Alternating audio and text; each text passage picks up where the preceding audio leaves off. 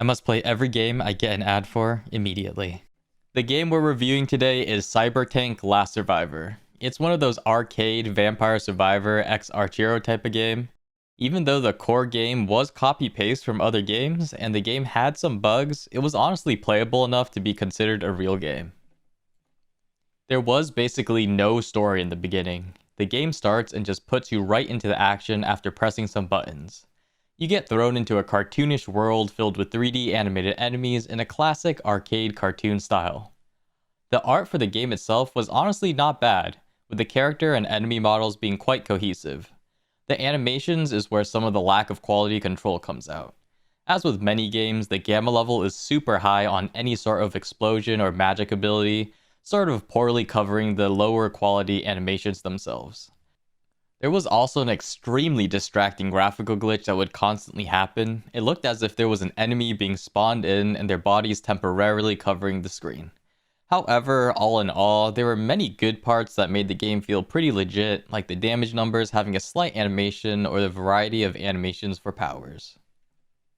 The moment I loaded into the game, I knew exactly what type of game it was. It was another Vampire Survivors clone. For those who haven't played, you spawn in at level 1 with a basic attack, and as you defeat enemies, you get experience, and when you level up, you can choose a random ability or buff. In general, I do enjoy these types of games. They don't get any points for creativity, but it's honestly an enjoyable type of game to play. They did have some differences, such as the game was split into semi-stages with break stages that had different minigames that would give experiences, gold, or abilities. They also had a system where if you got certain combos of abilities, it would add an additional effect. The base game progression was very similar to games such as Archero. You would enter a stage, defeat it, and get completion rewards while also unlocking the next, more difficult stage. There was additional side challenges that you could complete, which would give bonus rewards, but nothing extremely special. It was a pretty bog standard stage-based game. The items were exactly like Archero. Your character would have 6 different equipment slots, which you could equip different classes of items into.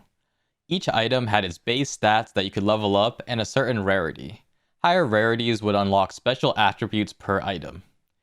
The way you obtained these items was using keys to open a chest that would give a random item that has a random rarity on it. You would then combine 3 types of the same item to increase its rarity. This type of game is obviously very gacha-y, but it's a formula seen very often for mobile games. This brings us to the store. The store is exactly like Archero, where you can purchase random items or more pulls on different chests.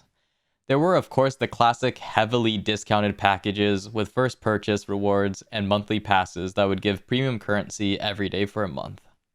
Even though I don't like it, it is a very standard mobile game store. The UI was honestly not bad. I didn't experience any graphical glitches in the menu and the art style seemed pretty cohesive. There were some capitalization errors, but nothing egregious. There could have been a little bit more animations, and some of the art did look kinda AI generated, but all in all, it's acceptable. Now it's time to rate the game. The way I'm gonna rate the game is out of 5 different categories: graphics, gameplay, story, progression, and if I like it. Each category is going to be worth 10 points for a total of 50 points, or 5 stars.